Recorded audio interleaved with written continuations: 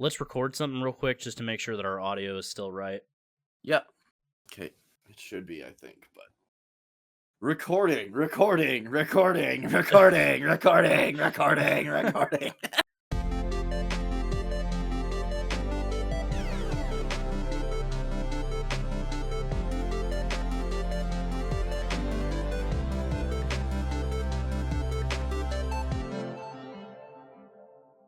What's up, everybody? This is Alex, aka Soldier First Class. I'm Corey, aka Dookie03. And we are here with episode 2 of The Gaming Effect. Now, episode 1 was a lot of fun. We had a lot of laughs last time. We talked about your travels and everything else. And if you want to check out that episode, it is on Spotify, iTunes, and my YouTube channel. So definitely go check that out. It was a lot of fun. It kind of gave us an introduction to who we are, what we're about, and stuff like that. But that was our brief introduction for this episode. But got anything to say to the listeners about episode 1? Not too much. Be sure to check it out. It's kind of like a base, a concept of like what we want to do, I guess, with the podcast over time, kind of thing. Just kind of gives you an idea of what the goal is and what we'll all be talking about and stuff here on the podcast. Exactly. So it was kind of just like an opening trial run of what we were going to do with this thing, and I think it worked out really well. We got a lot of good feedback. Going to try to implement some of that feedback. People seem to really take positively to the health messages and stuff that we were talking about. I'm glad about that, because I wasn't sure how people were going to take that, to be completely honest. Yeah, I was kind of the same. I was like, are people going to be like, oh, well, I don't want to listen to these guys talk about this stuff, so, I'm cashing out. But a lot of people got to the end of the episode, which I was really surprised. It was an hour long, and, typically when you make, like, hour-long content or even 2-hour-long content, I mean, that's basically like a movie. Yeah, so it's a long time. Yeah, so you got two people that are talking, what would probably amount to most people thinking is random nonsense. Yeah. And we had a lot of people stick around for the whole hour, and that was awesome, so we really appreciate that. Yeah, no doubt. It's greatly appreciated, and I always tell people with podcasts and stuff, if you're listening to it and you don't want to have to load the video and stuff, be sure to check it out on Spotify or something, because exactly, there's nothing worse than driving in your car with YouTube open and a bunch of ads start running. Right, unless you have YouTube Premium. Yeah. But and actually, we will be putting the playlist for this in the YouTube descriptions. So if you want to catch up on old episodes, feel free to look in the description of the video, and we'll have the full playlist available. And it'll also be under the podcast tab on my channel. So if you ever miss an episode or you just want to catch up on some old episodes, feel free to check out that, and it'll be there available for you. I have a question. When you do YouTube playlists, like of your own stuff, do you like to do them from like oldest plays first and then towards the newest, or newest towards the oldest? I do newest towards the oldest because I feel like it's easier to find my new content if the playlist is towards the top. Yeah, I think I prefer that as well, because I mean sometimes your older stuff is like pretty shitty too, right? So it's like yeah, here, look at this stuff, but if you really want to keep going, yeah, sometimes it's cool though, because people like to see the evolution of your content. Like my first I know my first videos were fucking garbage. And same. Like, it's funny because I've done this 3 times now. I've done YouTube 3 times. One was my Mothman 491 channel. Some people may know that channel. It's a little obscure. But then I did one where I was a Pokemon channel. Oh, really? Yeah, a lot of people don't know about this, but dude, I did a Pokemon channel, and my YouTube name was Dragon Champion Alex. I know, it was horrible, but yeah, I did a Pokemon channel for a while. Oh, and then now I'm Soldier First Class, and this one blew up a little bit. So yeah, no doubt. You've done YouTube a couple times though, right? Yeah, so we used to actually have a website, blurryprawn.com, and it was like a play on like blurry porn. Yeah, censored porn, right? But we did like gaming reviews and top 10 videos and stuff like that, right? And we had a podcast called The Late Night Reach Around, and it was which actually was hilarious. You showed me a couple episodes, and it's like, yeah, we it's did so some live funny. episodes. It's like watching a beautiful car crash, really. It was a lot of fun to watch those two, because Yeah, we were just sitting there laughing about like how yeah, young you were and like how yeah, just funny it was that, because like I feel like old YouTube used to be like the greatest. yeah. It Like there was. was so much natural content back then, and Hmm. now it's just like manufactured content, like people doing news Yeah, videos. It's all the same. It's all the same voice. It's all the same. Like I get it that there are certain people that you like to watch and stuff like that, but I feel like old school YouTube was like not only just the Wild West, but also like it was a lot of fun to watch those videos it back in the day was. because I people feel did like not give a fuck. yeah, exactly. You got real people telling you what they thought and showing you, I don't know, what they did, what they were doing.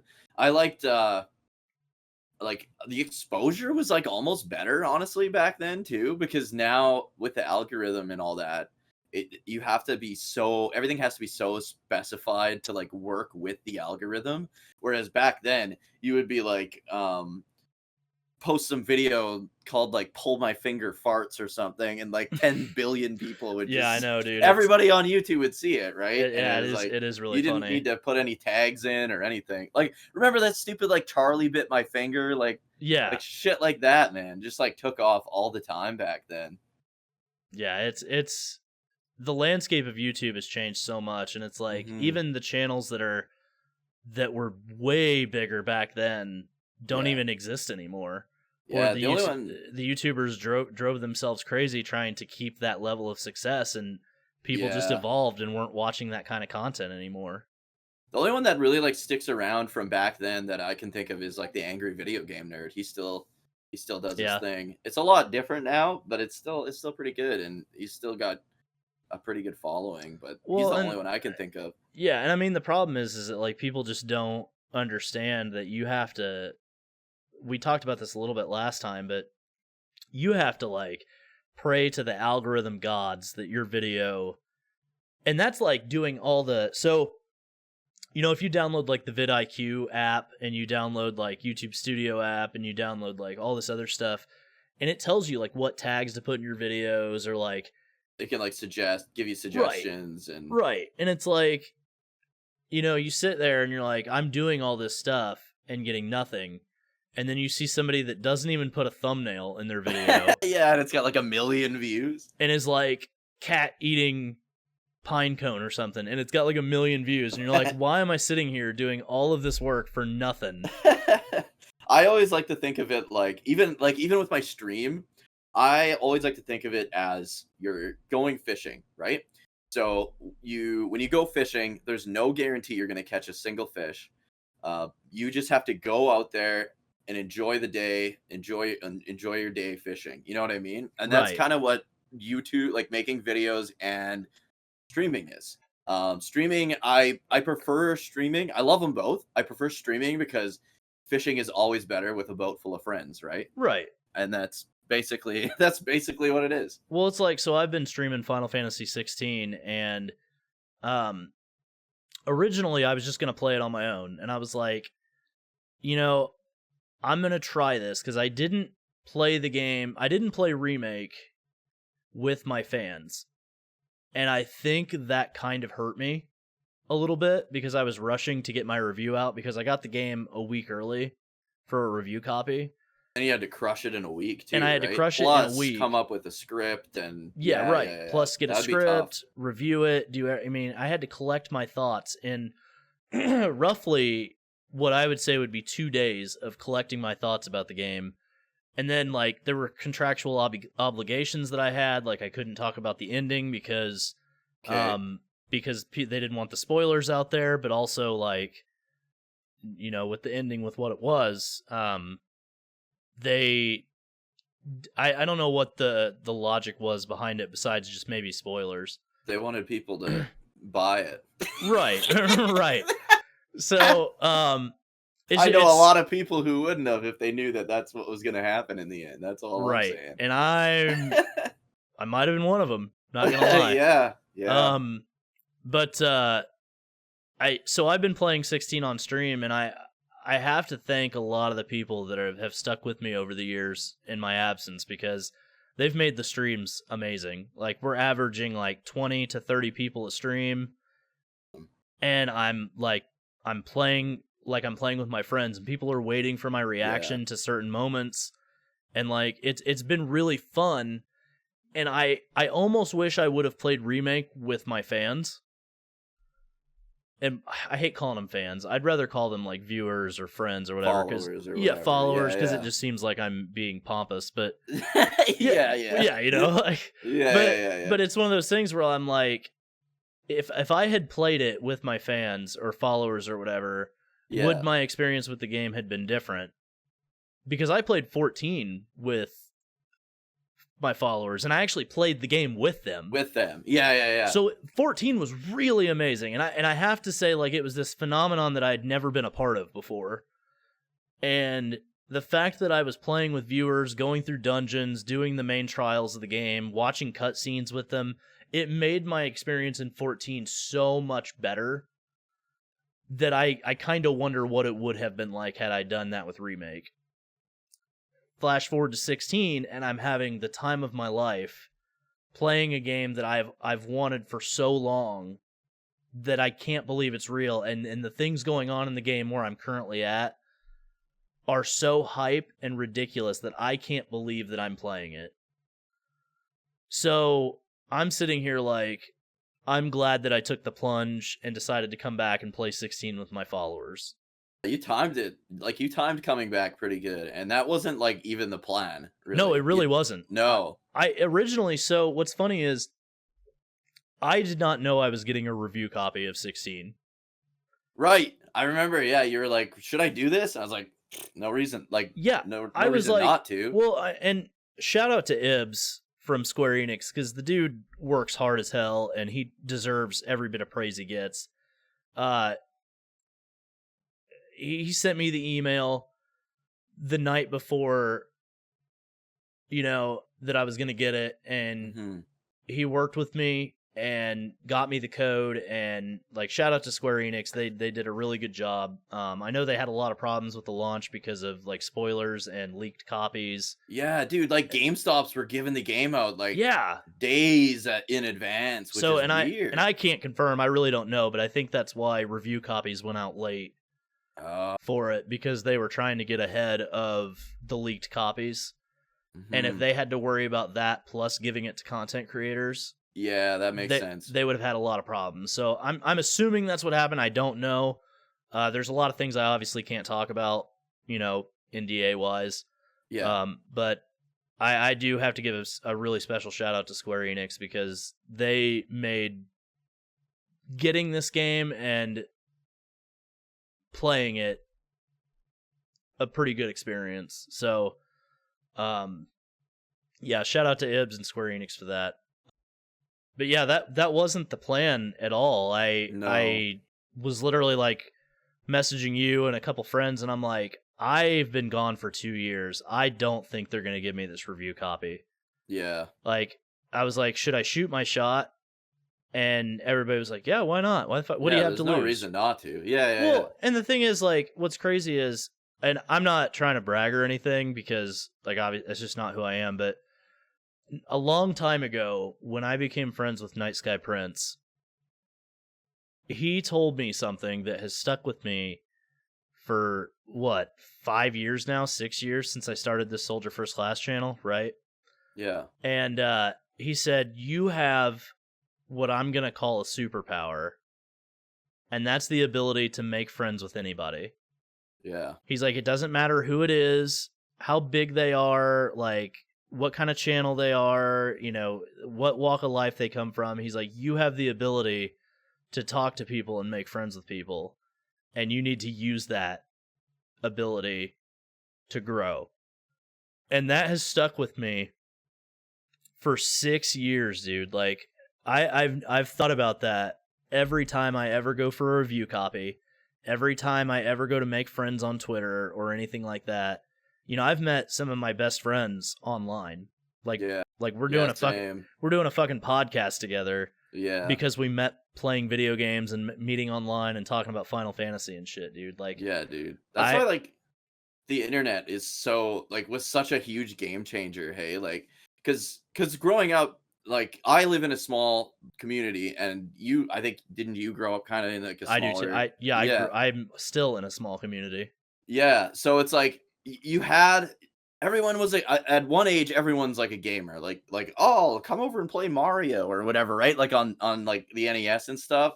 But once you get to like grade 6 or 7 or something like that, it stops. Like people aren't like asking people to come over and play video games, right?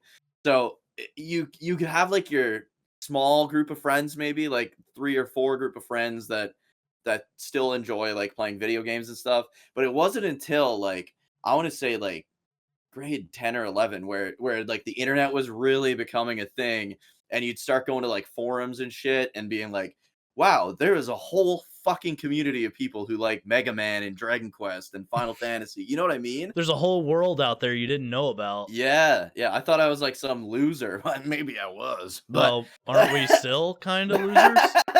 yeah.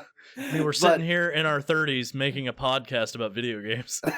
yeah, but we're acceptable losers. And Yeah. and that's Being a that's what nerd is cool matters. now. Yeah, I guess so. Yeah. I think another thing is like a lot of people do love video games, but they're not. I don't know if they're like not comfortable with themselves. You know what I mean? Right. Like there's a lot of people that I know personally that if I'm playing or if I'm at somebody's place and their kids are like playing a video game, I'll like jump in and start playing, and then they'll be like, "Oh, I used to play this," right? Like it's whatever will like get them to like fit into the situation. They'll start like bringing it up, and then I'll like, "Oh yeah, dude, I used to play it all the time." And so like even people that you think like would never play video games, other than like people like quite a bit older than us that probably never really played them, but people like Right. our age or younger, you can usually get some kind of common ground with video games, even if they like do not give off that essence of being a gamer at all, and would even like look down on you for being a gamer. If it's just you and that guy in the room and you're playing video games and the topic comes up, you're gonna find out that this guy at one point played video games, and you know what I mean? Like, there's always that common ground. I find. You know that meme where it's like the two girls talking. It's like I don't know what the fucking meme is called. Like the Yeah, like template. where it's like, But it's like the two girls. I'm your grandma, or Yeah, like yeah, the time travel one. Yeah. Well, it's like that, but like you're in a crowd of people and you're like, yeah, fucking nerds or whatever, and then it's just you two, and it's like, dude, I love Dragon Quest. Yeah, dude, even in high school, there's like 2 dudes that were like they're like fairly cool, like popular guys, right? But if it was just me and them, or me and my friends and them, they were like, oh yeah, dude, let's play. I got San Francisco Rush. Like I remember the one guy, he had an N64, and like not many people in my town had an N64. It was a pretty PlayStation like centric community, and the one guy had an N64, and he was like, no, he didn't tell anybody at school. And then it was like after school we were like leaving, and he was like, I got the new San Francisco Rush. Do you want to come over and play it? Like he's trying to peddle drugs. He's like, yeah, hey, I got that video game you're looking for. Yeah, and that's why I think like it truly is people just like not being comfortable with themselves. Like people that love like deep down loved Pokemon a lot as like a kid or a teenager are embarrassed to tell people that they still like Pokemon or even liked it at one point, right? It's all about people just kind of being insecure with themselves, I think. Well, what's funny is like 2 things. One, you can tell that we're both from different countries, because when you said grade 6, I was like, that's such a Canadian thing to say. And because here we call it 6th grade. Yeah. Right? So it's just that was a funny thing I wanted to get like out of the way. But the second thing is we were actually looking at our analytics on YouTube the other night together. Yeah. And our main audience is people our age, which is I'm 32, and I think the range is like 30 to 44 or something like that. Yeah, and mine's then- like 30 to 45 kind yeah, of thing. yeah, and we both had very similar, like, even though we talk about different games, Yeah. we both have similar age things, and I don't know if our audience is dictated by what we talk about age wise, I mean, Yeah. or if our audience is dictated Drawn to it. because of Like if our it's age. yeah. Like like, if it's shown to those people, or if they're just like drawn to it. Like you know what I mean? Like well, that's like, kind of okay, like, so if one of our videos pops up and let's say our face is on the thumbnail, yeah. or somebody just happens to click on our video and they see us, we don't look 40. We don't No, look that's true. we don't look 20. We Yeah. look 30, I think. Yeah, I think so. So I think like maybe people our age resonate with us more because we are that age and we look could that be. age. So I'm thinking maybe like that's what has to do with our analytics being that age range. So it makes a lot of sense to me that people that we talk to happen in regular life. happen to Yeah. to be around our age. And it's funny because like you mentioned like the popular guy or whatever, not like knowing that he's a gamer or whatever. Yeah. There's a guy I work with actually. His name's Dylan, and he's this jacked monster of a dude. Like, looks like he could play the Mountain on Game of Thrones. Like, he's huge, right? Really? Yeah, he's a big guy. Like, well, maybe the Hound off of Game of Thrones, but he's big. Let's just say that. He looks like he hasn't left a gym in 7 years. And he's like 6'5", jacked out of his mind, like, whatever. And he shadowed me at work. Like I was training him one day. Yeah.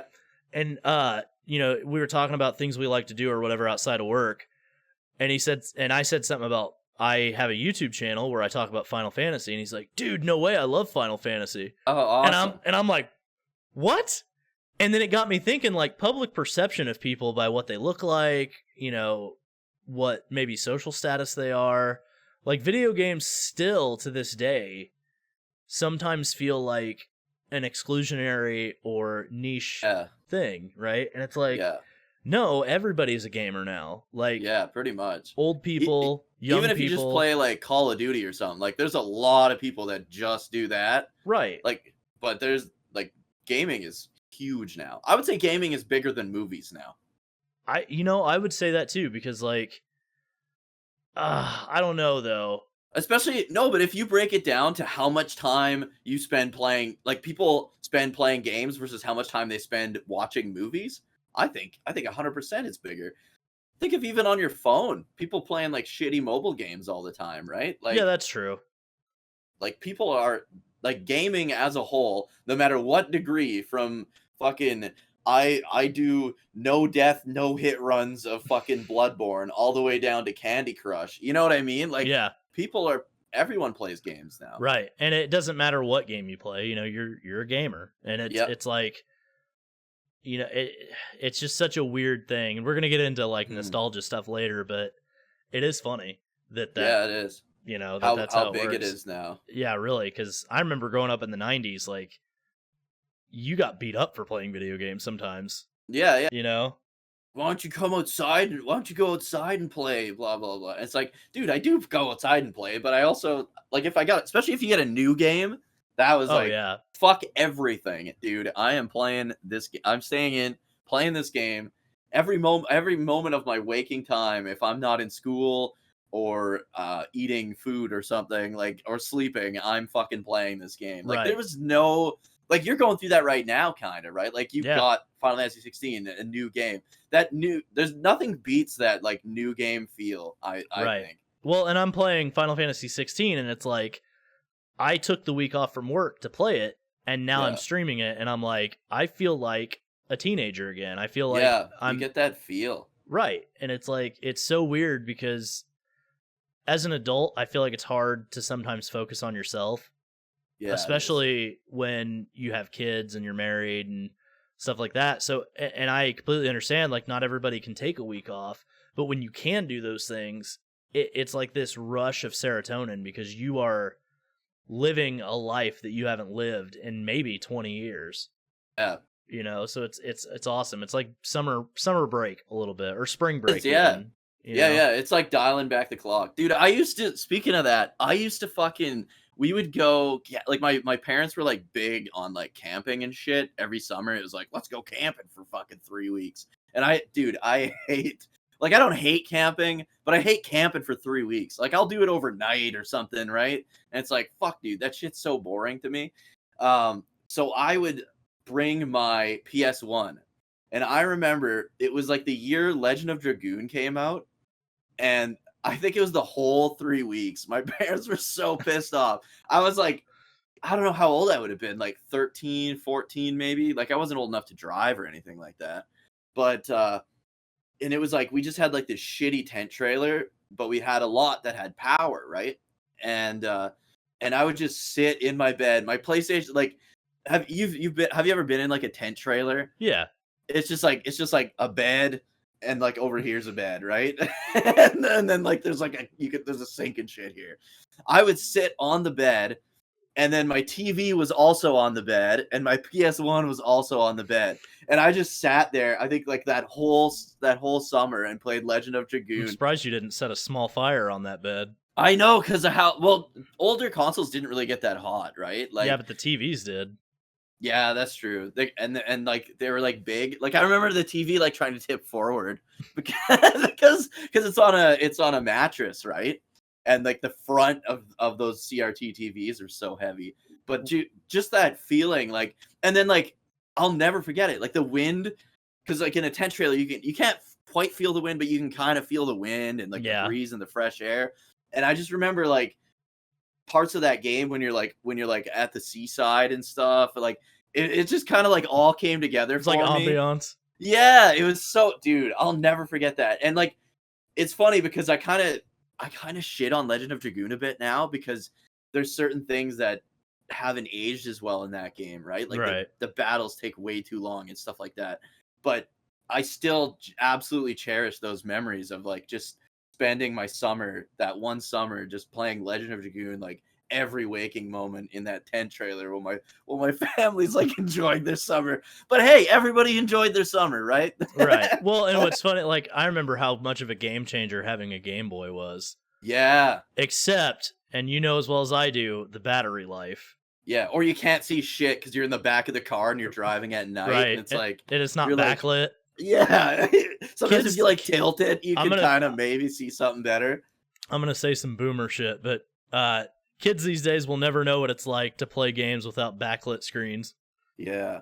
I got a Game Gear though, like a little ways after. So Game Gear's got backlit and color, so that was nice. Bro, do you remember the attachment for Game Boy that slid over the top of it, and it was like a magnifying glass with a light on it? It was like the same size as the fucking Game Boy, basically. Right. And the Game Boy was fucking big. Yeah, and you could see the screen way better, and it was lit, so you could still see it. Yeah. It was fucking great, dude. And then like one of the early models of Game Boy Advance didn't have backlight yet. Yeah, the original Game Boy Advance. Right. Yeah. And it wasn't until the SP. They sold a little like coily. Like, yeah, a little coily. Yeah. Yeah, everybody had that little coily light. Everybody had that. Fuck, dude. Wow, that's awesome. Yeah. I think it worked for the Game Boy Color as well. I'm not 100% sure on that, but I think it did. I think you're right. But yeah, it plugged into the top and then went over, and you could see. Yeah, that's fucking awesome. Yeah, but you always had to angle it because if you had it too much over, you'd see the light on the screen. Right. So you'd have to like angle it like back, but still towards the screen. Right. But I bet they sold as many of those as they sold Game Boys at that time. Yeah. Oh yeah. Everybody had one. Oh yeah, and they were all like different colors and shit. Yeah. That was a trip down memory lane, which we'll get to here in a little bit. But we always do this segment. Always, I say that. We've only done one episode. The second one ever. Every goddamn time. You guys know it's coming. You've been here one time. Yeah, you've been here one time. You know how it works. Yeah. So we are going to talk about what games we are currently playing and what games we are excited for, because it's been about 2 weeks since we recorded the last episode. So as I said before, I've been playing Final Fantasy 16. Really hyped about it, really loving it. It's delivering on every aspect that I wanted it to deliver, It's basically the spiritual successor to Final Fantasy Tactics that I've wanted for fucking 20 years now, it feels like. Or even longer. Also excited for Spider-Man 2. I bought the collector's edition for PS5. Excited for the Armored Core 6, Fires of Rubicon. Fucking good, dude. Yeah, it looks so It good. does. And another one that came out of the Nintendo Direct recently that I'm really excited for is Super Mario RPG Legend of the Seven Stars remake. Yeah, I'm glad that one got a remake. It is fucking real, ladies and gentlemen. This is not a drill. Super Mario RPG is getting a remake, and it looks really fucking good. It looks like they added cutscenes. It looks like, it looks so good. Geno, finally, in a modern game, without it being fucking Smash Bros., is like... Well, even in Smash Bros., wasn't he just like a little trophy, basically? Well, I think in Smash like, Bros. He was a costume for your Mii fighter, I think. That's even worse. Yeah. Proto Man got that treatment in fucking Smash Brothers as well. That yeah, pissed me off, I'm just glad that Geno is finally getting the love he deserves and is back with us in the Mario fandom. But you got some good news recently too. Yeah, no doubt, dude. A lot of these game releases this summer have been absolutely excellent. And I gotta say, up until maybe like 2018, I was on like a gaming, like, not that, like, I hate to use the word depression because that's like fucking extreme, but like everything was kind of like going downhill. Gaming void. Yeah, like gaming void is a good way to put it. And like there's a ton of retro games. I've been playing a lot of that, but like 2018, kind of that era up until now has been just god tier. Like we've had like Dragon Quest 11, my favorite game of all time.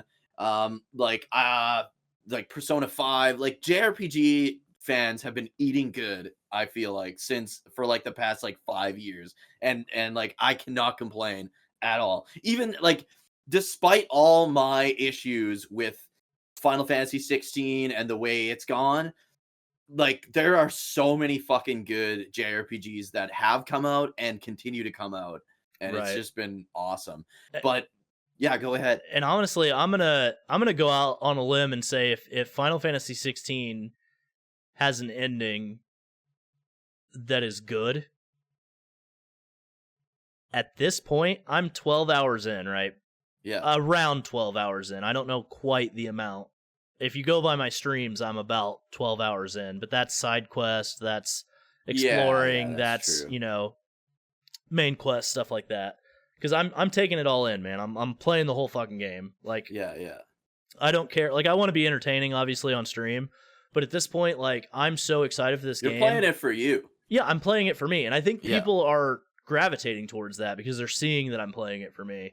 Yeah. But if it finishes on a high note, the way it's going right now, not only is this going to be my game of the year personally, it may become my favorite game of all time. And isn't that weird as fuck to think? Because like that was really weird for me because like with Dragon Quest 11, because we've been playing games for probably 30 years or around there, right? Roughly. I've had like my favorite games have changed over the years. Like for a little while, it was like Rogue Galaxy on the PS2, and then but like Dragon Quest 4 has always been like in my top 3. Dragon Quest 7's in there. Final Fantasy 4 has always been like in my top 3. Same with Final Fantasy 9. And to think that a new game could top all those is fucking crazy, isn't it? Well, and what's funny is like, so when I was covering Final Fantasy 7, I had a lot of people tell me like, oh, nothing will ever top the original 7. Nothing ever. And I'm like, it's been fucking 20 years or 25 years or whatever. Like, to think that no game will ever surpass a game that you played when you were, we'll say, 10 years old to teenager, right? For most people, I would say 10 to 18 probably. Right. 10 to 20 even, yeah. Yeah, 10 to 21 we'll say. We'll say college. We'll say college age. Yeah. To think that no game would ever surpass in the history of video games with all the technological advancements, all the thing. And I understand 7 has a charm to it. It has Yeah. a magical power to it that can't be understated, right?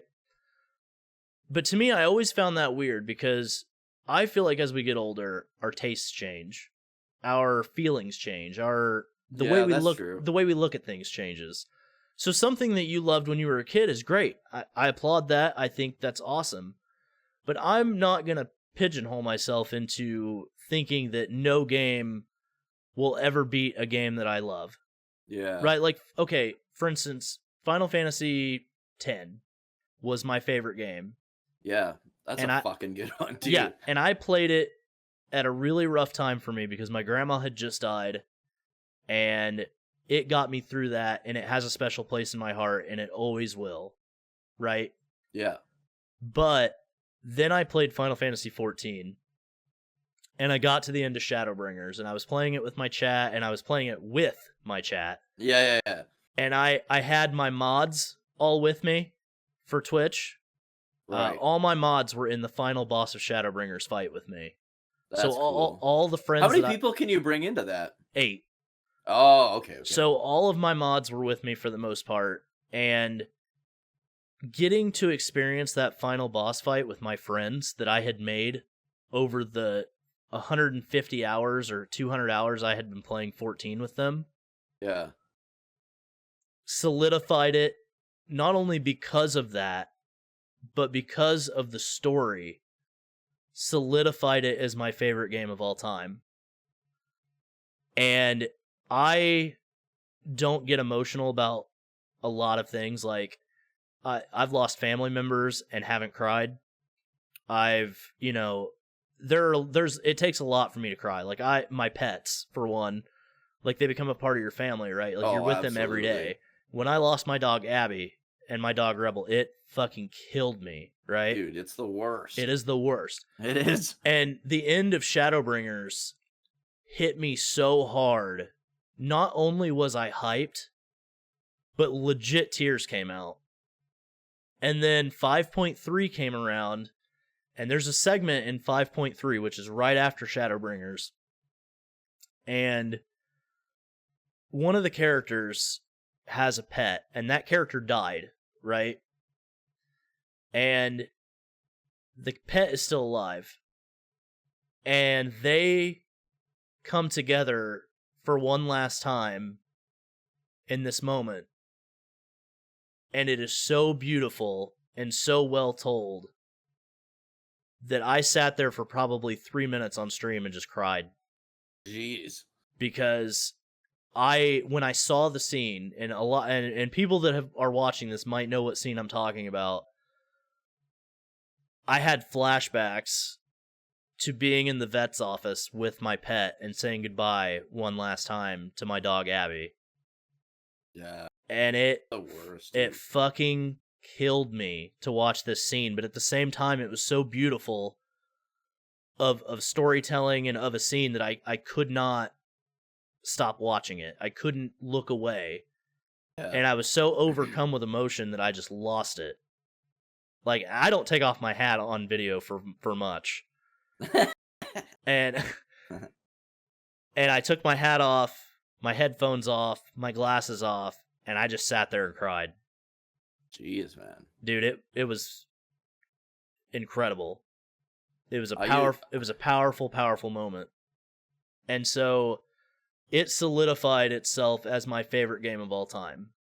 Yeah, no doubt. And now I'm sitting here with 16 thinking nothing is going to beat Shadowbringers. Nothing. There's nothing that will ever beat Shadowbringers. And I'm sitting here playing 16, and I remember what it was like to play Final Fantasy Tactics back in the day, and even now as an adult. And I'm like, this game, I don't care what anybody says about it. I don't care if they don't like it. I don't care if reviewers say it's not good.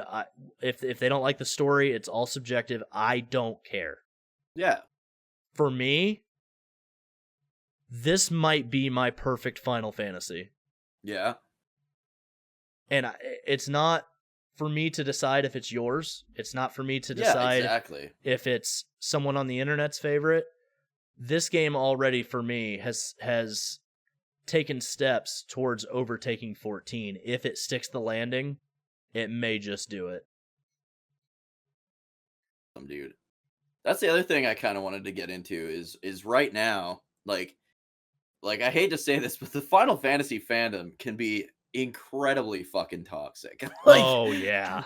And like right now, it's not the worst it's ever been, but it's pretty bad. Like you have more people arguing about like you're an idiot for not liking it, or and you're an idiot for liking it. Like who the fuck cares, dude? Like Yeah. my biggest thing is on the people that are like that are playing it and enjoying it and are like look at all these idiots rating it below a 10 out of 10. It's like, who the fuck cares, dude? Most of my favorite games are like 7 out of 10 games. That's another good point that I do want to talk about. My friend Nine actually wrote a tweet the other day, and his tweet got quoted in an article by DualShockers, actually. Oh, nice. And he was basically like, I want to point out that It Takes Two won Game of the Year with an 88 Metacritic.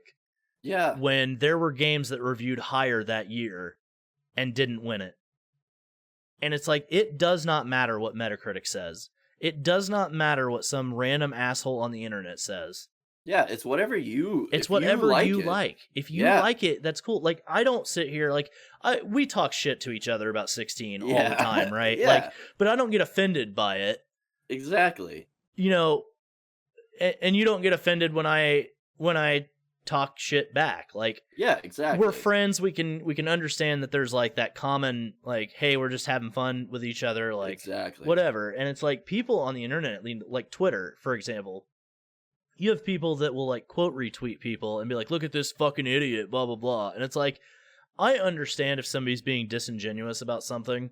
Yeah. Like there was a tweet the other day where a guy said, oh, Final Fantasy 16 is just press square to win, blah blah blah. But then didn't tell anybody that he was using the easy mode accessories. And it was so disingenuous that even Moist Critical, you know, Charlie, made an entire video shitting on this person, being like, oh, man, you are a disingenuous prick. I don't care if you don't like the game for real reasons, like if you don't like the story or you don't like this or you don't like that or whatever. Yeah. Yeah, if you know, if it's not your cup of tea, whatever. But he's like, for you to be so disingenuous that I make an entire video about your tweet, you have fucked up. Yeah. And it's like I just don't understand people that are so extreme on one side or the other about it. Yeah, and that's the problem. And it's like, and I used to be that way with Remake. I'll admit, I was very on the anti side of it. I've grown over the last 2 years. I've said, you know what? I don't like Remake. I hope you guys enjoy Rebirth, right? Because I'm tired of it, dude. It's too stressful to try to change people's minds. There's no point. Like, yeah, and you're not gonna, because they obviously like it. You know what I mean? Like, you're not going to convince somebody not to like something. The only thing that I didn't like, and I'll be brief about it, is everybody, when it first came out and I didn't like it, everybody was like, well, watch Max Dude's video about it. You'll like it then.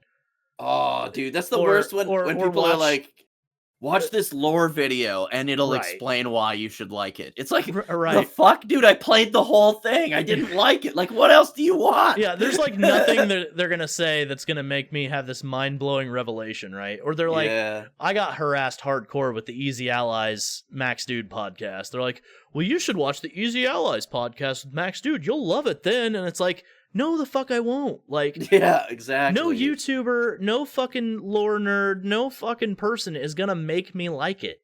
Yeah. I have to like it. I have to make myself like it. And I can't do it. So no one else is gonna make me like it. Now, I will say that if I like something and I watch a video by somebody that also likes it, they can make you like it more. Right. So, for instance, so Final Fantasy VIII, we both love it. And notice that I found a way to stick this into conversation. You've been wanting to talk about it so much. Bro, I've been wanting to talk about Final Fantasy VIII so fucking bad, dude. Future podcast episode, by the way, everybody. Seriously, we're going to talk about Final Fantasy VIII for an entire episode. I don't fucking care. Fuck Corey, I'm doing it. No, I want to do it, but I think now is not the time. I think we should do it as part of our hot takes episode. Maybe. Make that like the main course. Maybe. So, I don't know if you've ever watched any videos by Resonant Arc. Well, you sent me that kind of series one. I didn't watch it. I listened to it though. I didn't even know is there a video version of it? Yeah, on YouTube. Oh, okay. Right. I think you sent it to me on Spotify. Oh, maybe I did. Yeah.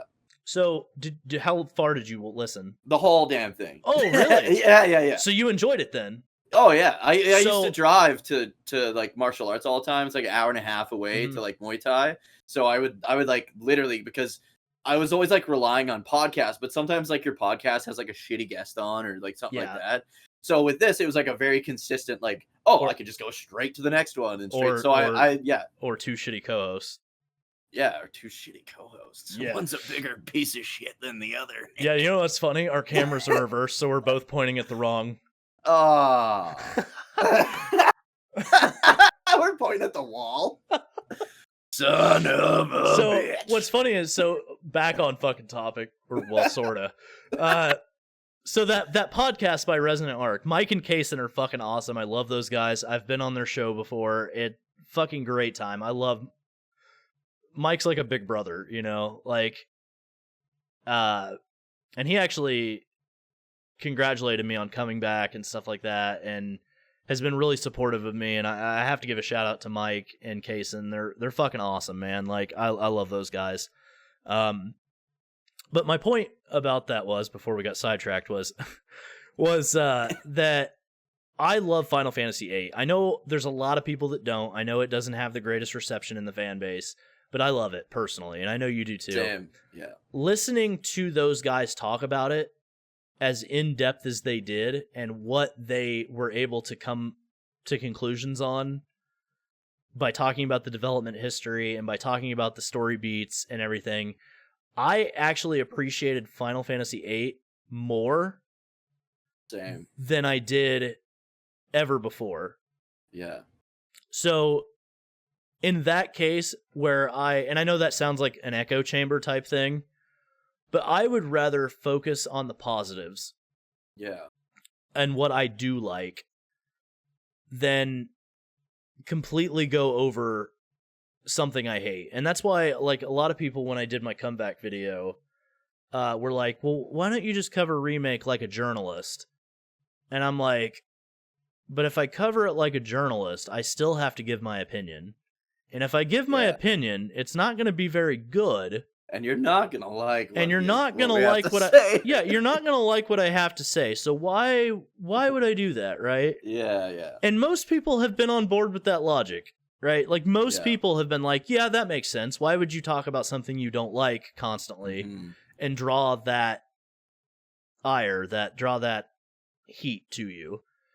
And so, like, I've actually had to, and this has been my biggest friend on YouTube recently, has been the block button. Like, if someone comes in and is like, oh, you don't like Rebirth, blah, blah, blah, and fuck you, and they're all like dickheads about it. Hey, asshole, I'm like, hey, three dot button, hide user from video, or from channel. And then I never have they can scream into the fucking void for all I care. Because you know what? You're not bringing my ass down again. I'm not doing it. I'm not playing that fucking game anymore. I'm done. Like, I'm just going to be me. I'm just going to talk about things I like. And I'm going to be fair and consistent with reviews. Right? I'm done trying to cater to people. I'm done trying to, like, I'm going to talk about what I want to talk about. And I'm going to review games the way I want to review games. I'm not going to give a game a 9.5 because I feel like I have to anymore. I'm not going to sit here and lie about how I feel to keep viewers, because to do that is to be disingenuous, and I don't want to be that guy. And then the people you're bringing in aren't necessarily people that give a shit about you anyways, right? No, right. You know what I mean? Like, they don't really want to know what you want to hear. They just want to hear what they want to hear. Right. You know what I mean? And so it's like, they don't want to hear what you have to say. They want to hear what they want to hear. Right. And so, like, I have this buddy, Ray Kaufman, and I love the guy to death. He's literally like a brother to me at this point. And he has I've learned a really valuable lesson from him, and that's cultivate the following and the friends and the thing that you want to be around. Yeah, And I absolutely. don't want to be around toxic people. So why would I Yeah. cultivate that kind of community? So if you Yeah. come into my comment section and you start talking shit, and I can clearly tell that you're being aggressive and Yeah. hateful, you're getting blocked. Like, I'm not playing that game anymore. Yeah, And exactly. so, like, I have to give a shout out to Ray, because if it wouldn't have been for him, this comeback may not have been possible. And so, like, I that's kind of the goal of this podcast too, is to cultivate an audience Yeah. that is not just like-minded, but has the same values as us. Yeah. And You know? that's kind of like, I get complimented from that a lot, actually, with like my Discord and stuff, and like on my like Twitch channel and stuff like that, is like, I have people that are like larger streamers and stuff, not large fucking streamers, let's fucking be honest here, Yeah. but larger streamers that will like hang out in my Twitch channel when they can, because they're like, man, like, you've got a great community. But it's because, like, it's people that I don't want people just to have more people. It's quality over quantity. You know what I mean? Exactly. I want to build the best community, not the biggest community. Right. And that's the thing that I think a lot of people forget, because like, you can have 1 million subscribers, but Yeah. if 750,000 of them are fucking dickheads and toxic, like, you don't have a community. Yeah. Yeah. You know, Exactly. community is all about how we help each other or how we interact and stuff. So, Yeah. you know, that's I will say though, people love to hate, because they really fucking, do. dude, my videos, all my videos that do the best are videos where I'm like shitting on something or disappointed in something. You know what I mean? Like my top 10 what is it, top 10 like overrated games and stuff is like my most watched video. Probably has like 1 billion dislikes. The algorithm feeds on that shit, apparently. And same with like my video just saying like why I won't be playing Final Fantasy 16. Like, half the actually, I think now more of the comments are like more like positive and stuff, but like when I first released that video, it was like, you're a piece of shit, or like the people that are like, you should just buy it anyways. It's like, bro, I'm not gonna spend $700 fucking dollars on a PS5 to play a game I am not interested in playing at all. Well, You and know it's what I mean? I think the negative part is that people want either confirmation bias, or they want to hate click your video. Yeah. Because hate drives more traffic than being genuine and being nice. Yeah. You know? And Yeah. so, and I'm You not can saying be, I'm not saying that's 1,000% true all the time. No, not all the But time. you will see more, like, headlines do it all the time. I know Kotaku does that shit, where they come up with like the most negative, the baiting thing. They can do the most negative headline, and people are gonna click it and be like, "Look at these fucking idiots." Well, yeah, but guess what? Click the article, buddy. You clicked the article and gave them exactly what they want. Yeah. So that doesn't make them idiots. It makes them business savvy. Yeah. Because they know what drives traffic. But yeah. That being said, man, we tangented hard. We fucking left turned hard. Harder than a fucking NASCAR race. Yeah. So let's get to our actual topic, which we were going to get to, but then decided to go off on a tangent. Nostalgia trip. Now, we talked a little bit about this last time because of the arcade shit, which was a good talk. A lot of people really liked that part of the podcast. So we're going to give you a full topic and a full podcast about that. Well, sort of full. This will be the main topic. The main course. That was all just appies, baby. Yeah, that was all just an appetizer. To quench your ears and eyes. What? Oh, fuck. Jesus. So, I'm gonna moisten your eyeballs, baby. I'm gonna get into the main course. I'm gonna get you to spit water during one of these podcasts. I'm telling you. So nostalgia trip. We talked about this last time with the arcade. We talked about it earlier with the CRT TV and the Game Boy Advance with the fucking coily light. Let's talk about what it was like growing up back in the day with rental places Oh the yeah. quality of games, demo discs, how you played games, etc. Okay, so can I just got to start with one thing because otherwise it'll leave my brain. Did you, when you like rented games and like it came with it never came with, like, obviously they didn't send you home with a fucking authentic game box and shit like that, right? You'd have like those jewel case plastic Yeah. boxes. Did yours have like this big, it looked like the old UFC man? Like the big orange man with like his arms like this or something? Did your games have that on them? Like the jewel cases? No, they It usually, almost looked like the Game Genie or like the UFC guy kind of yeah, thing. they at my local one, in any place I'd ever been, they usually put like the name of the place Oh, on the okay. thing. So like on the back, it would say like such and such video rental. Okay. What I really hated, and no one snitch to anybody about this.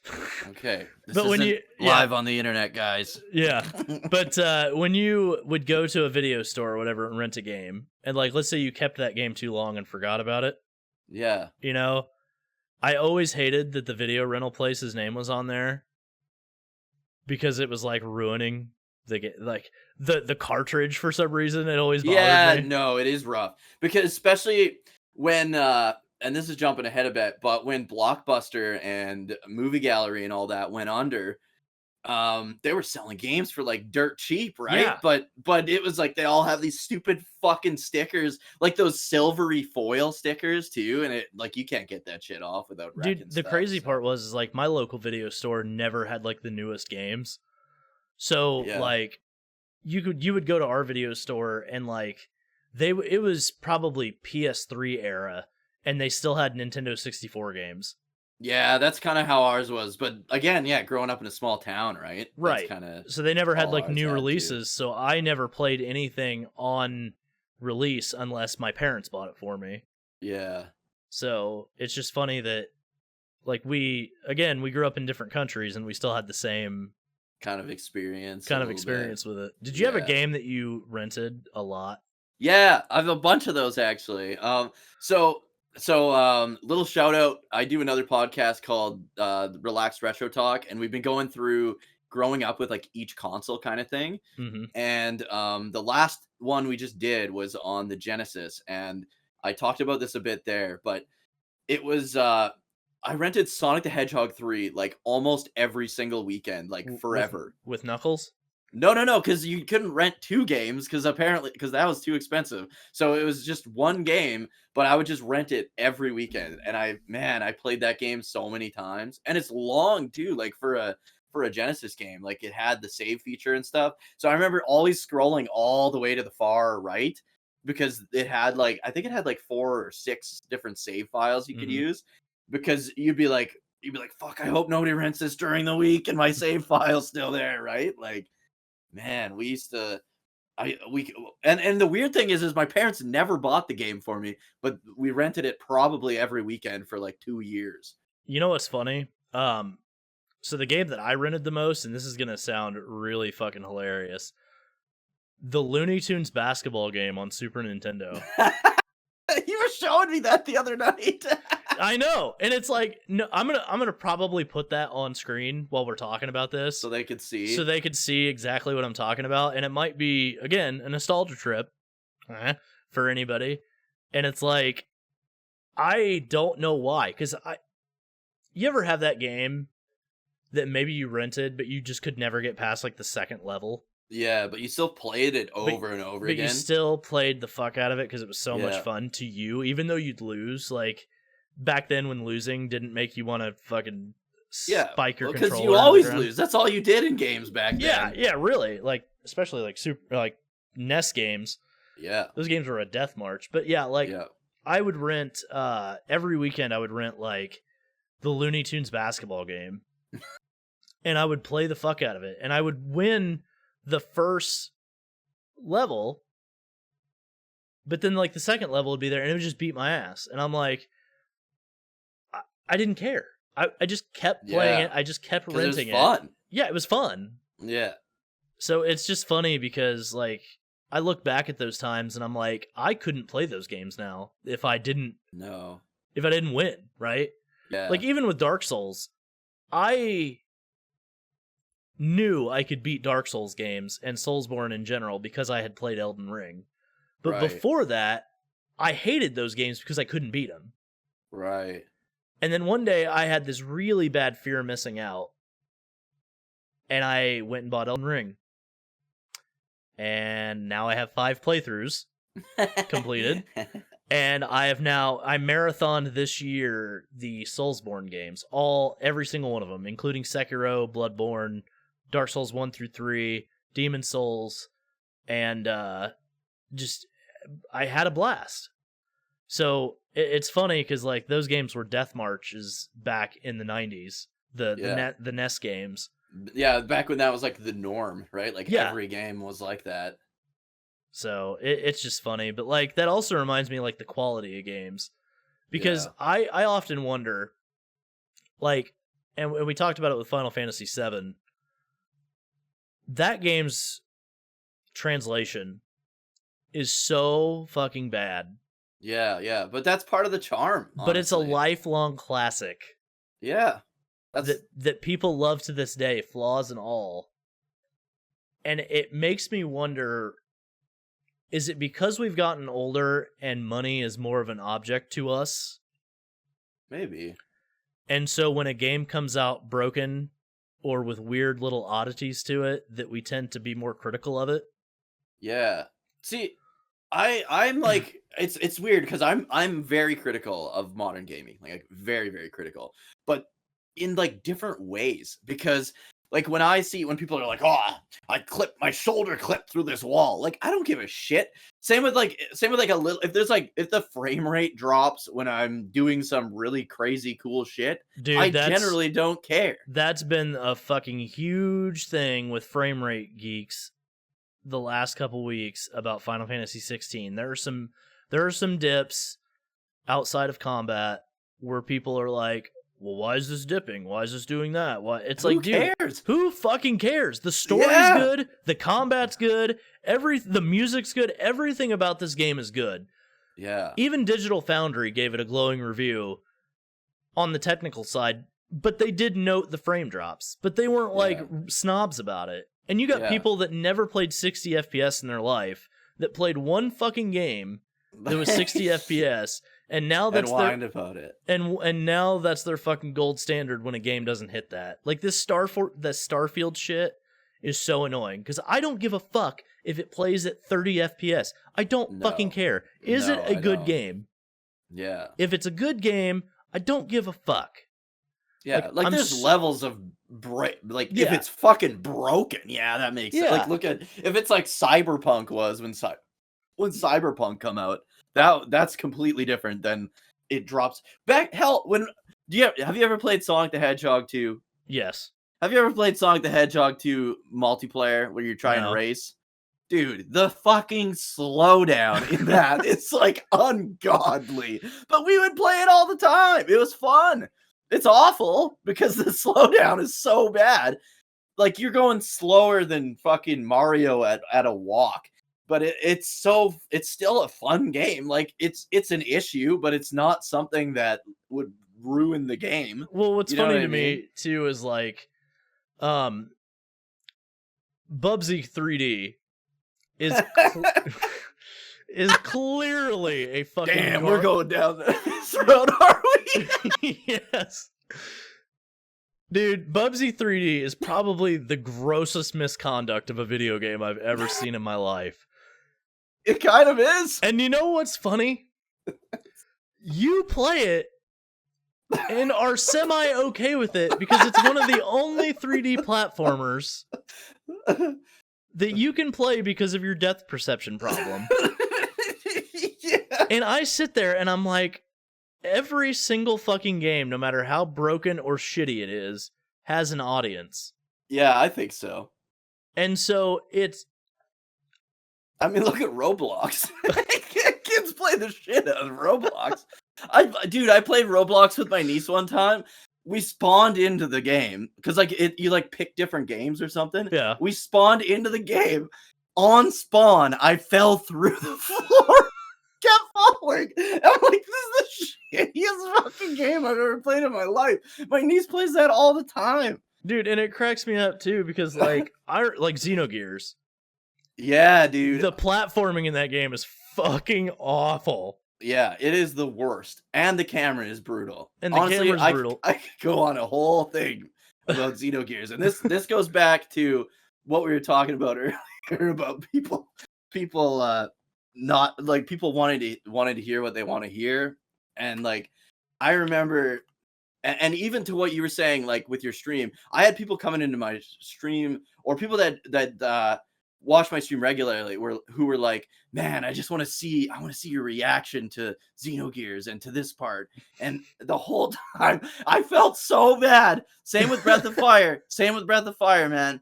I felt so bad playing these games on stream because I was like, man, this game is just not that good. Like I could see your frustration as you're playing each, and it's every Breath of Fire game. You just did not enjoy it. Yeah. But I could tell that you felt bad because you were like, I want to talk shit so bad about this game, but I don't want to upset anybody. Which it's not even about like trying to grow an audience. You just don't want to upset people. Be mean, yeah, right? Yeah. Like you don't want to shit on somebody's favorite game. There were, yeah, that's what I mean. There were people that were like in my stream, and this is their favorite game, and I'm like, man, like Breath of Fire 4.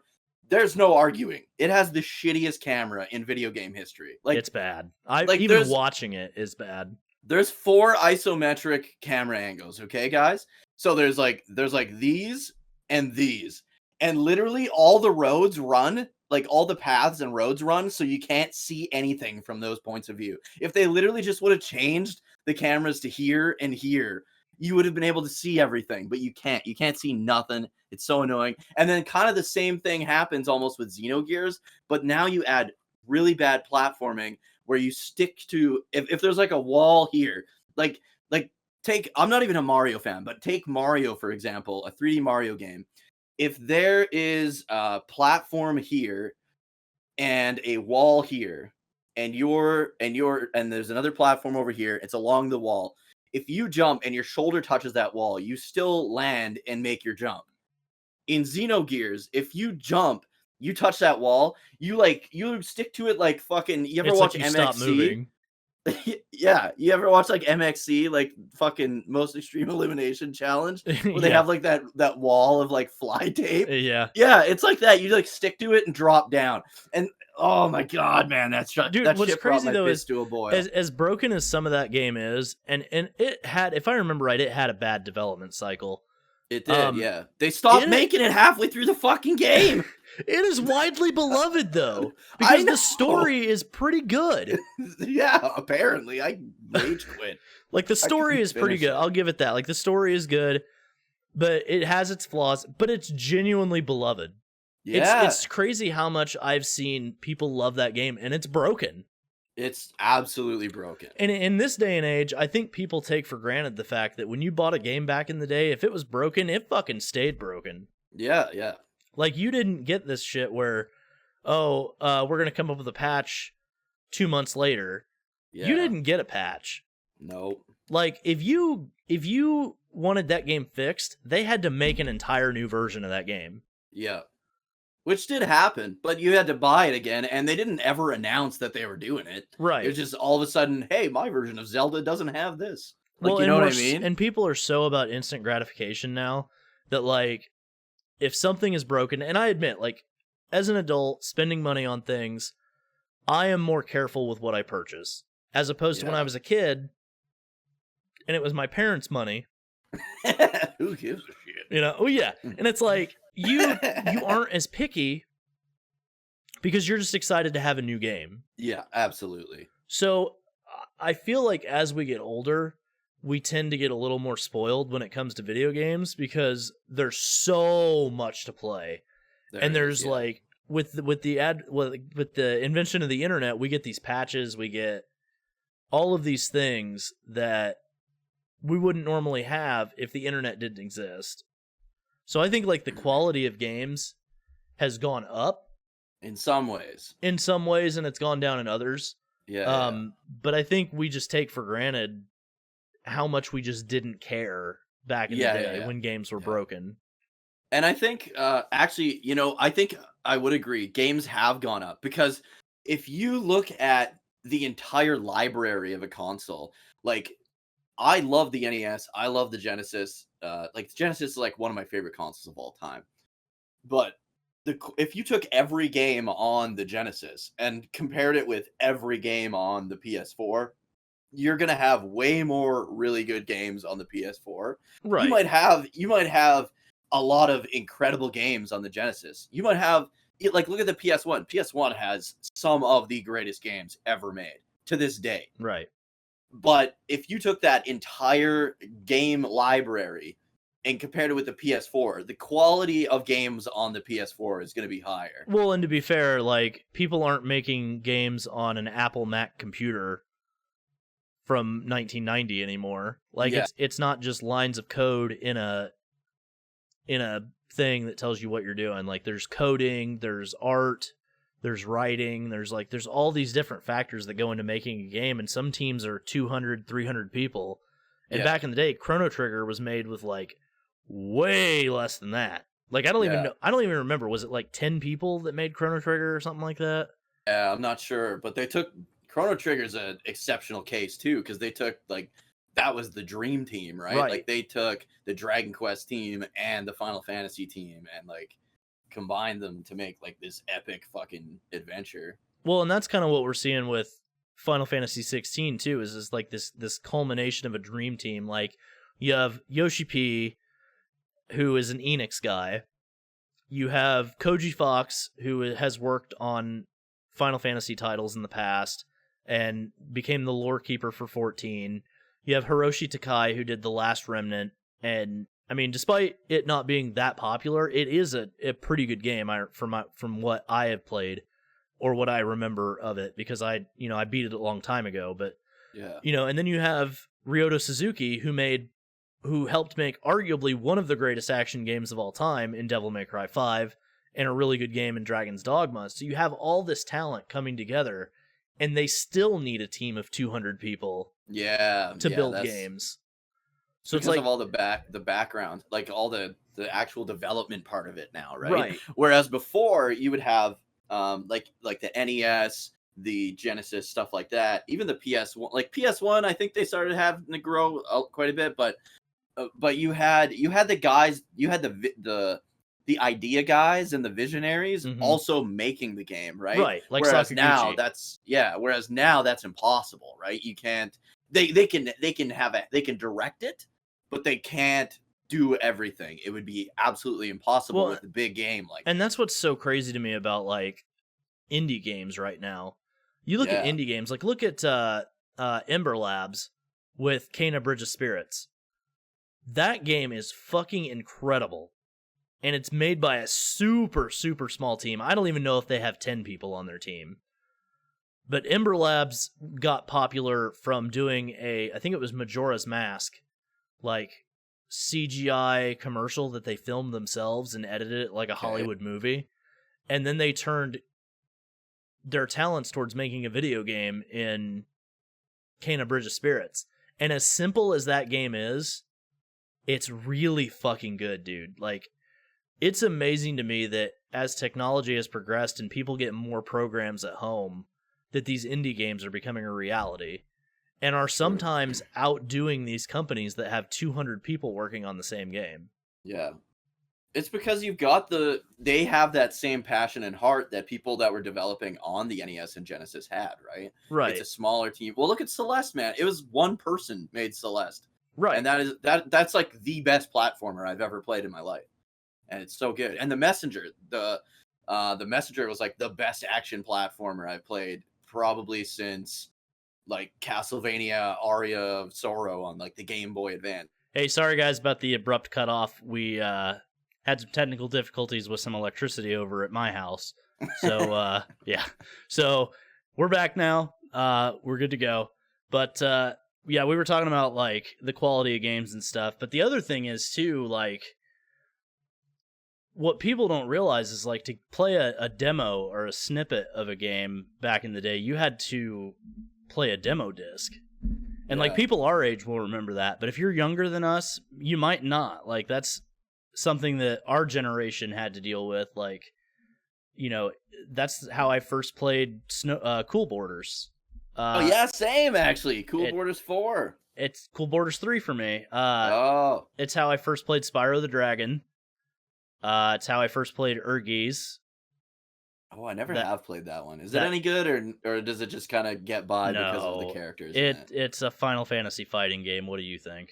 Yeah, from the PS1 era. What do you think? Yeah, not like good. It's a cult classic. Like it's one of those games where like you remember it fondly. Yeah. But if you were to play it today, you'd be like, okay, like, you know. If you were to play it today and try and take it seriously, like you could probably have a good time. Right. Yeah. You could have fun with like how like wonky it is, but it wasn't horrible. Yeah. But yeah, like I think Tekken maybe was a demo that I played too. Yeah, I remember playing it. It was like a Tekken 1 or 2. I remember playing a demo of that. So how did you get demo discs? Because I think we talked about this at one time, and we kind of got them differently, but maybe not. So we had there was like I think it was just like called PlayStation Magazine or something like that, and the demo discs there was like PlayStation Underground, and then there's like jam packs or something like that, and so that's how I would always get mine. And it's kind of funny because I think it was like last year on my stream, I wanted to play a bunch of demo discs. So I actually like downloaded like a bunch of demo discs and put them on my PlayStation Classic. And I like played through a bunch of the ones that I grew up playing and then a bunch of different ones. And we didn't have the internet back then. So we didn't have, well, we did, but it wasn't what it is now. And so now you can check like a review and get an idea. Even if your tastes are different from the guy doing the review, you could get an idea of what the game was, what it was about, and stuff like that. You could watch video. You couldn't really watch video of games. Like there were no ads for games back then on TV. Well, and obviously YouTube didn't exist. Yeah. So the only way you really learned about games was from magazines and then these demo discs, right? And then you could at least try the game. Legend of Dragoon again. That was I played that the first time in the demo disc as well. See, so here Pizza Hut ran promotions where you could get demo discs. I think it was like I think if you got like a personal pan pizza, you got a demo disc or something with it. Oh, weird. And I think one of the Pizza Hut demo discs had Final Fantasy VIII on it. Going back to Final Fantasy VIII, folks. We're going to talk about it, I'm telling you. But yeah, demo discs were like a huge part of my life back then. I used to, like, it's kind of like when you would rent the SNES game or whatever from the video store. Like, you couldn't beat the level, but you were going to keep playing it. I would play Cool Borders 3 and never win a race, but I would play that demo 1,000 times. Or like Siphon Filter. Siphon Filter was another game on those demo discs that I played. Would you just tase their balls until they lit on fire like I did? Dude, that game was so fun to play on the demo. Yeah.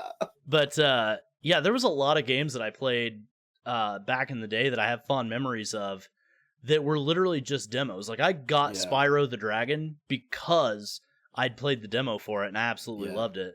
So it's just funny because like, you know, now it's like they release a demo and you just download it. Yeah, and which is nice. I'm not complaining at all. Yeah, me neither. I mean, it is nice. It's just funny how like things have evolved to where like magazines are kind of obsolete now. Like, magazines are cool and stuff. Like, I still get Game Informer. Well, whenever I'm signed up, I still get Game Informer physical.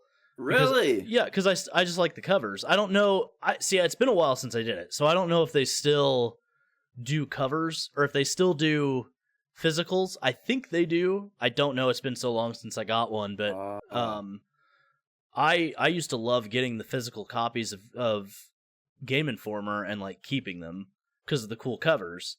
Yeah. But now it's like, you know, you can read all their articles online. You know, they don't come with demo discs anymore because demo discs just aren't a thing. Yeah. That'd be weird if they were now, I think. A little bit, yeah. Yeah. Like all of a sudden, like if like Could you imagine, like, if a gaming company or, like, a magazine, like Game Informer, if they started, like, sending out demo discs and stuff and, like, you could get, like, exclusive demo that'd be something cool to bring back, honestly, for, like, certain games. Well, I think what's changed though too is that like companies are flying out content creators and press to these demo showings. That's true, yeah. Because it's not like when you buy a digital game or like, if you get a review copy from a company, you get a code for it, right? Yeah. Well, those codes have to be curated. Yeah. So they're not going to curate like a bunch of codes for a demo. They're either going to have the demo at these press events or they're going to like Just invite release it digitally online. right, like they, like Final Fantasy 16, they had a bunch of press and content creators go to London, and they had this whole media tour and stuff like that where they like went through and they like physically advertised the game and invited people to it. And then this pre-launch celebration, they did the same thing, and they invited a bunch of press and content creators to come play the demo. And then, like literally the next day, they released the demo to the public. Yeah, yeah, Online. yeah. So it's like demo discs just they're an obsolete thing. They would never have a purpose anymore. Like the only way that they would make sense now is if like for some reason the internet went down. Yeah. Like everywhere. I think it would be a cool fucking novelty though. Like if you like say there was like a game coming out and it was like a sequel to like a long-standing series, right? Like say like Dragon Quest 12, right? When they start like releasing a demo or something from it. If they if like you pre-order the game, they'll mail you a demo disc. Like how fucking, and that's the only way you can play the demo. Well, what's funny is that would be cool. Final Fantasy 15 kind of did something like that. You had to buy Type O. Right, I remember that. And my buddy had it. Type 0, I mean, whatever. But, yeah, I don't know what it is. I always call it a Gito because that's what it was, like the prototype name of it was for years. So you would buy Type 0, I think it was a remaster of the PSP game. Yep. But if you bought that remaster for PS4, you got a demo of Final Fantasy 15 with it. And that's literally the only reason I bought Type 0, because I had no interest in the game at all. Like, now I know it's good, or it's at least, like, the story is really powerful. So, like, it's funny that game's sales probably got a giant boost because the demo for a mainline Final Fantasy was attached to it. So, like, I think those kind of things are cool. I'm really surprised that isn't more of a thing. Yeah. But I also think there's a lot of series that, like, a demo just wouldn't make sense to release with a game. That's especially now with the Square Enix games where you're literally just playing, like, the first part of the game and then you can continue your save. Well, like, Triangle Strategy did it. 16 has done it now. Dragon Quest 11 did that. But when you mentioned that game you just said, a lot of people, when Dragon Quest finally came back to the West, because there was Dragon Warrior 7 on the PS1, but they didn't start using the Dragon Quest name in the West again until Dragon Quest 8, and it came out on the PS2 years later. But Dragon Quest was very under the radar because Enix has always been really bad at like marketing their own games, and so what they did once they did the merger with, because that would have been like right when Square Enix would have started, was when like Dragon Quest 8 came out. And so what they did was like they had realized like not as many people know Dragon Quest in the West as they do Final Fantasy. So the only way you could play the Final Fantasy 12 demo was by buying Dragon Quest 8.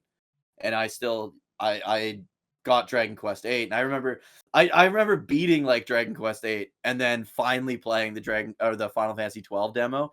But it was like a lot of people got Dragon Quest 8 and tried it for the first time. Their first entry in that series was because they wanted to play the Final Fantasy 12 demo. And then a lot of people didn't like the Final Fantasy 12 demo because the combat was so different, right? Yeah. So then they ended up loving Dragon Quest 8, and they were like, wow, what have they done to Final Fantasy, right? What's funny is, like, the same feelings that I got playing Tactics in 12 are the same feelings I'm getting with 16, so it's, like, really cool to have that connection with those older games with something that's brand new. Yeah, no doubt. And that's why I, like, for whatever faults people can find with 16, the reason I was so excited for it was because they were going to go the dark storytelling route that Tactics and 12 had pulled off. And so for me, I was waiting for this game because I knew, and I could just feel that there was a Tactics feel to it. So sometimes it's nice to play new games where you get those memories of the old games with it. Yeah. Well, and it's a lot of the same writing team and stuff too, isn't Right, it? like Kazutoyo Mihiro wrote 16 and the characters for 16, and he worked on Tactics, Vagrant Story, and 12 with Matsuno, who Matsuno is my favorite writer at Square, but not gonna lie, Mihiro might be creeping up on him. Like, Yeah. And it's cool because Matsuno, when this game was being developed, a lot of people thought he was on it because of the style of writing that was just in the first trailer. Like, and the world. Like when you look at the world and stuff, it's kind of got a bit of that vibe, right? Well, and it's an Evilise game in everything but name. Yeah. Like, if they were to tell me that it wasn't Valisthea, it was Evilise, I would 1000% believe it. Believe it, yeah. Because, like, if you look at Tactics, you know, all the characters in it are human. And you look at 12, and there's like a wide range of races and everything. Yeah, like those, and what the are thing those is, lizardmen and stuff? Bonga. Yeah. But I'm such a nerd. But they basically, in the lore, 12 was like pre-Final Fantasy Tactics. And so when Tactics came around, it was like several hundred years in the future. So technology was gone. Well, that's kind of what's going on in 16. 1500 years ago, technology was an abundant thing. But this civilization now has grown on top of those ruins. And even some of those ruins are being used as buildings. So okay, that's cool. So it's kind of like Tactics in that regard, because they mention airships, but they say they're a long dead technology. Well, so it's really cool how developers that have been around for 30 years are coming back and telling these stories in the modern day, and they're actually working. So, and I think personally, Tactics was ahead of its time. Absolutely. Even when I was a kid and I played it, a lot of the story went over my head because I was like too young. But on replay, it's like even better. Like I loved it then, but I love it more now. And there are other, like Final Fantasy 9's like that with me too, and 4, honestly. Like I loved them back then, but I love them more, even more now. Yeah, same with Final Fantasy 8 for me. Yeah, I loved it back then. I love it even more now. And again, a lot to do with Resonant Arc and Mike for doing that. But yeah, so I kind of think that's it. This was a good episode. I think we had a lot of good trips down memory lane. Learned some things about each other. Yeah, there's one other thing I wanted to mention about demo discs. Do you ever like there are two things actually. The first would be they're like games that I played on demo disc and just never played again and forgot about. And like I've always wanted to kind of go back and like actually like download those games and see what. Have you ever heard of like Tiny Tank? Yes. Yeah. Have you ever seen it? Like it's like this little, I don't even know. It's like almost like an old PS1 style third person shooter where you play as a little tank and he's just swearing the whole time. Yes, and, like, cussing people out. And I do remember that. Wasn't it jank as fuck though? Yeah, it was, but I've always wanted to like actually go and like play that game and see what the actual game is. Like there's a few games like that. Another one I found, it's like super off the radar, but I do own it now, is Freedom Force on PS1. And that was like a beat 'em up game.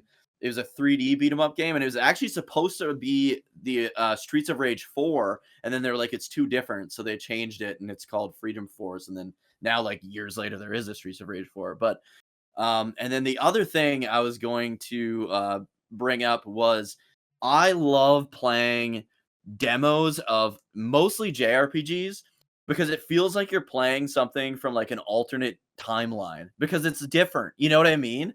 Like you're usually getting things like way earlier in the game that you're not supposed to have yet. Do you need Max Dude to tell you it's good? No, I don't. Unfortunately. Yeah.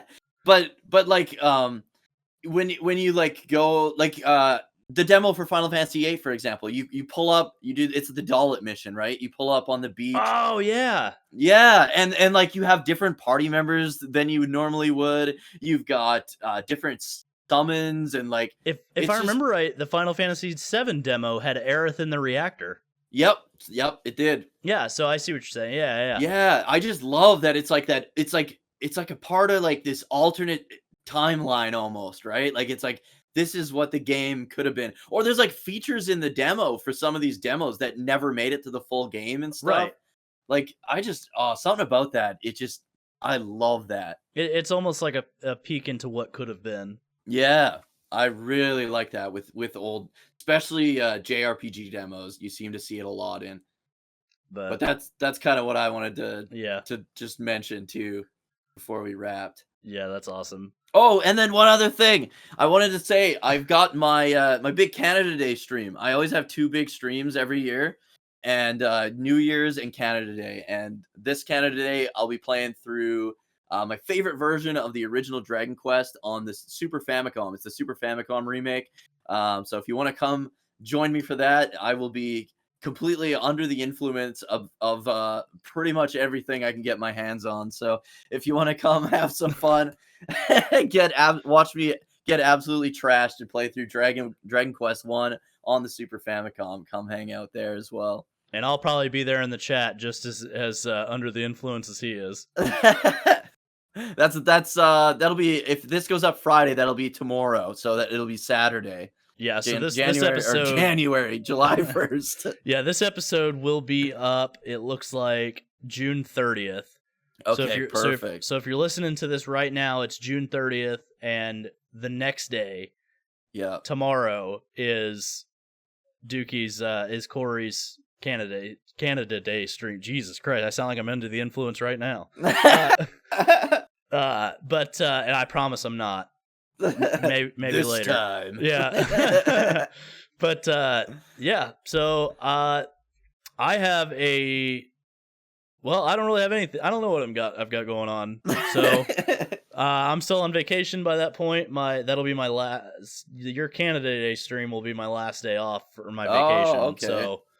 So I'm gonna go out with a bang on my vacation. So celebrating Canada Day in the States, boys.